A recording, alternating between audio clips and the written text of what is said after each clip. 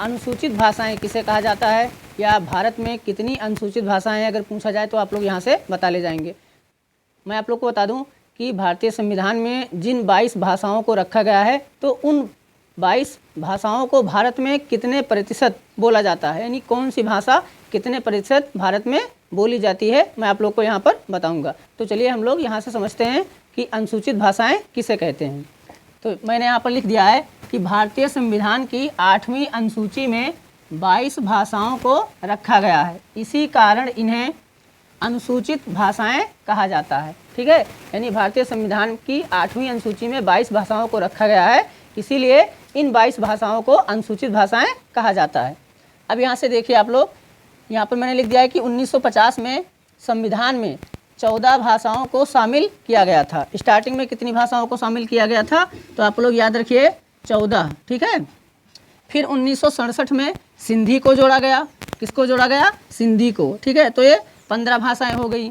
फिर 1992 में कोंकणी को जोड़ा गया, और मणिपुरी को जोड़ा गया, और नेपाली को जोड़ा गया। ठीक है, फिर 2003 में बोडो, डोगरी, मैथिली और संथाली को जोड़ा गया। तो कुल मिलाकर संविधान में कितनी भाषाएं हो गई?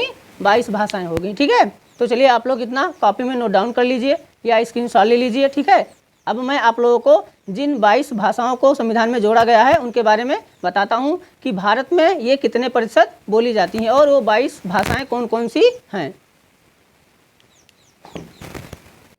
तो चलिए दोस्तों, हम लोग यहाँ से समझ लेते हैं कि जिन 22 भाषाओं को संविधान की 8वीं अनुसूची में रखा गया है, उन भाषाओं को अपने भारत में बोलने वालों की संख्या का अनुपात कितना है। ठीक है, यानी कि कौन सी भाषाएं सबसे ज़्यादा मात्रा में बोली जाती हैं अपने भारत में, और कौन सी भाषाएं सबसे कम बोली जाती हैं, या कितना प्रतिशत कौन सी भाषा बोली जाती है।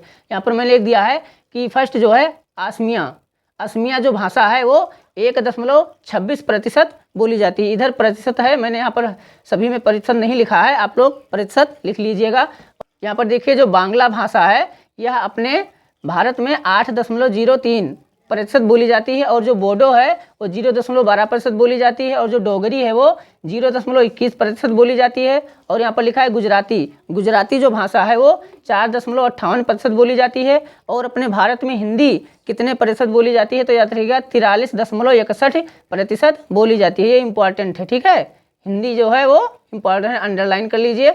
और फिर यहाँ पर देखिए कन्नड़ जो है ये अपने भारत में कितने प्रतिशत बोली जाती है, तो 3.61% बोली जाती है। और जो कश्मीरी भाषा है वो 0.56% बोली जाती है। और कोंकणी जो भाषा है वो 0.19% बोली जाती है। और जो मैथिली भाषा है वो 1.12% बोली जाती है। और जो मलयालम भाषा है वो 2.88% बोली जाती है अपने भारत में। और यहाँ पर देखिए मणिपुरी जो भाषा है वो अपने भारत में कितने प्रतिशत बोली जाती है, तो 0.15% बोली जाती है। और जो मराठी भाषा है वो 6.86% बोली जाती है। और यहाँ पर जो नेपाली भाषा है वो अपने भारत में कितने प्रतिशत बोली जाती है, तो 0.24%। और ओडिया जो भाषा है वो 3.10% बोली जाती है। और जो पंजाबी भाषा है वो अपने भारत में कितने प्रतिशत बोली जाती है, तो 2.74% बोली जाती है। याद रखिएगा पंजाबी।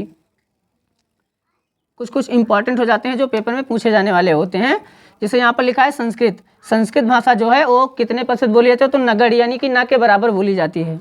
और जो संथाली भाषा है वो 0.61% बोली जाती है। और जो सिंधी भाषा है वो 0.23% बोली जाती है। और जो तमिल है वो 5.70% बोली जाती है। जो तेलुगु भाषा है वो 6.70% बोली जाती है। और जो उर्दू भाषा है वो अपने भारत में 4.19% बोली जाती है। तो यहाँ से ये सब इंपॉर्टेंट हो जाता है। तो आशा करते हैं कि आप लोग को जानकारी अच्छी लगी होगी। जानकारी अच्छी लगी हो तो कृपया वीडियो को लाइक और दोस्तों के साथ शेयर जरूर करें। फिर मिलेंगे अगली वीडियो में। Thanks for watching.